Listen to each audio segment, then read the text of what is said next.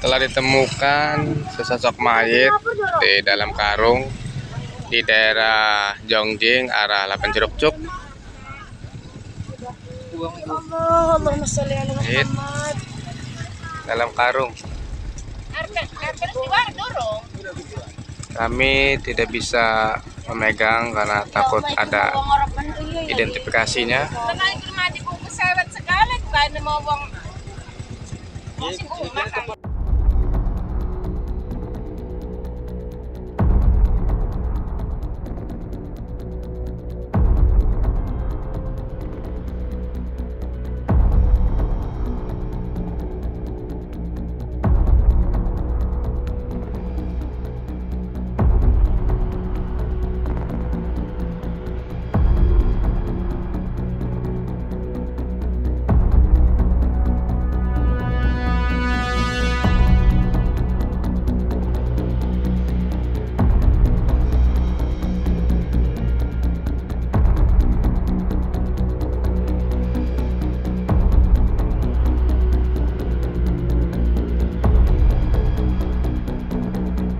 Warga Serang gempar.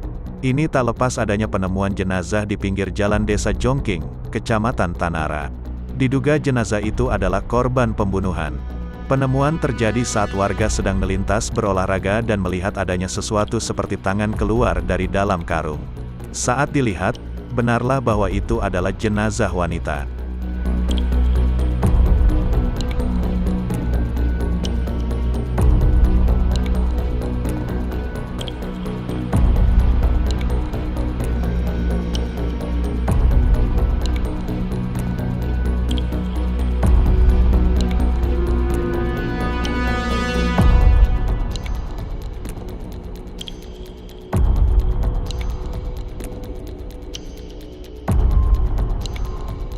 Dari penemuan itu, polisi kemudian bergerak.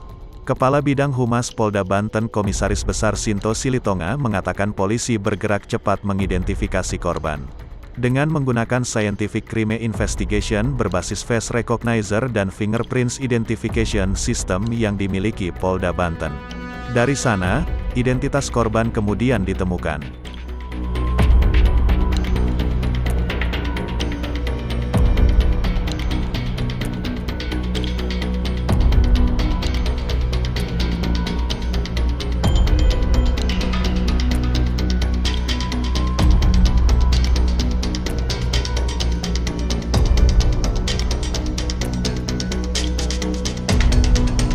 Terungkap bahwa korban adalah Junaesi, wanita dengan 2 anak. Pelakunya bukan orang lain, tetapi adalah suaminya sendiri, berinisial PW alias Adi.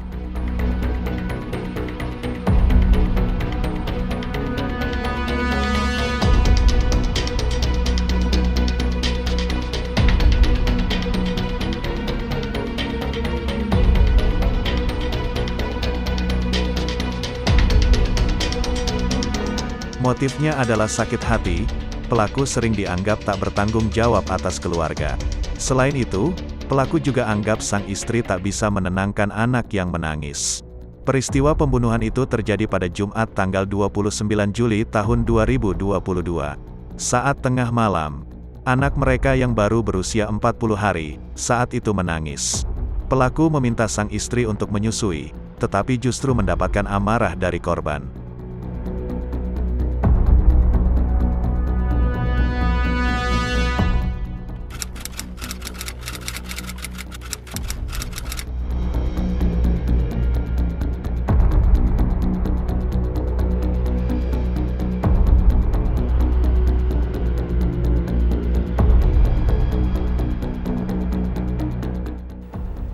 Yang berawal dari temuan jenazah yang dibuang dalam sebuah karung di tumpukan sampah yang ada di Kabupaten Serang, tepatnya di Kecamatan Tanara.